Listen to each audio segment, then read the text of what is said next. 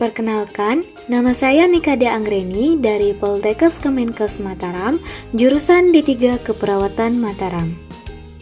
Jadi, pada kesempatan kali ini, saya akan mengajak teman-teman untuk membahas tentang masalah stunting, di mana stunting merupakan salah satu program yang dicanangkan oleh pemerintah untuk mencegah terjadinya stunting dalam jangka panjang yang berdampak buruk tidak hanya terhadap tumbuh kembang anak, tetapi juga terhadap perkembangan emosi yang berakibat pada kerugian ekonomi.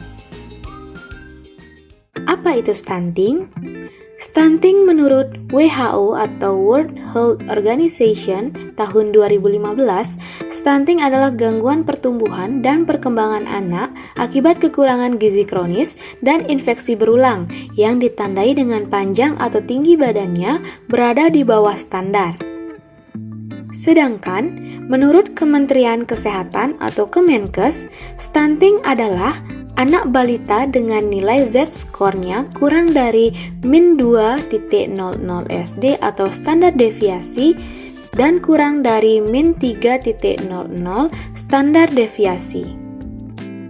Kemudian, apa iya semua balita pendek itu sudah pasti stunting?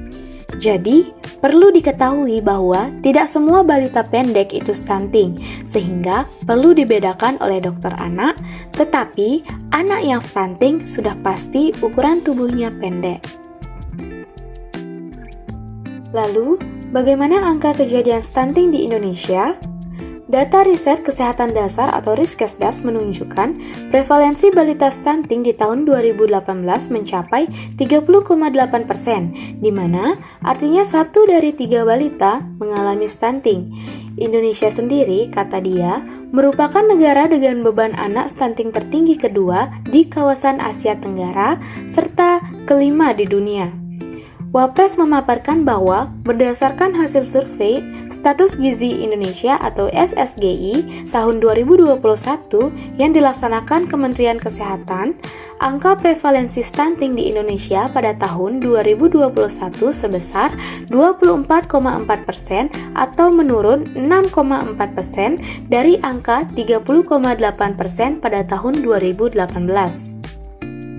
Selanjutnya, dampak yang ditimbulkan oleh stunting yaitu yang pertama, dampak terhadap kesehatan, di mana akan menyebabkan terjadinya gagal tumbuh atau berat lahir rendah, kecil, pendek, kurus, serta hambatan perkembangan kognitif dan motorik.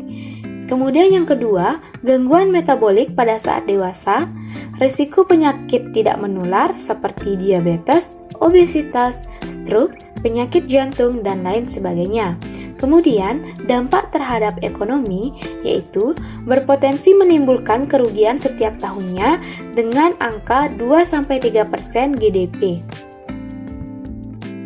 Kemudian, mari kita membahas tentang penyebab stunting. Ada beberapa faktor yang mendasari terjadinya stunting, antara lain 1.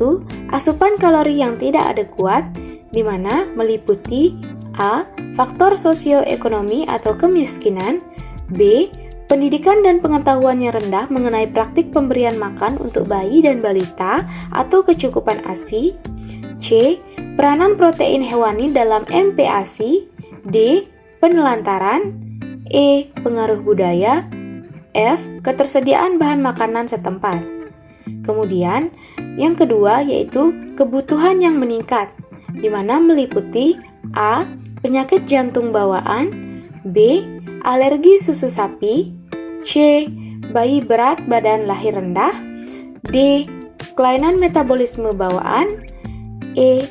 Infeksi kronis yang disebabkan kebersihan personal dan lingkungan yang buruk, seperti diare kronis dan penyakit-penyakit yang dapat dicegah oleh imunisasi seperti tuberkulosis atau TBC, difteri, pertusis, dan campak.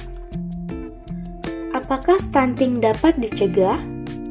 Jawabannya, ya. Berikut beberapa tips untuk mencegah terjadinya stunting. Yang pertama, saat remaja putri. Lakukan screening anemia dan konsumsi tablet tambah darah atau FE. Yang kedua, saat masa kehamilan, di mana Disarankan untuk rutin memeriksakan kondisi kehamilan ke dokter, perlu juga memenuhi asupan nutrisi yang baik selama kehamilan, dengan makanan sehat dan juga asupan mineral seperti zat besi, asam folat, dan yodium harus tercukupi. Yang ketiga yaitu pada saat balita, di mana pada saat balita ada 4 yang harus dicukupi, meliputi 1. Terapkan inisiasi menyusui dini atau IMD. 2. Lakukan imunisasi dasar lengkap.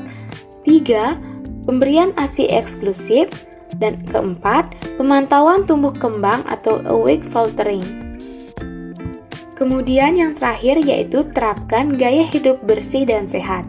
Terapkan gaya hidup bersih dan sehat seperti mencuci tangan sebelum makan, memastikan air yang diminum merupakan air bersih, buang air besar di jamban, sanitasi sehat, dan lain sebagainya.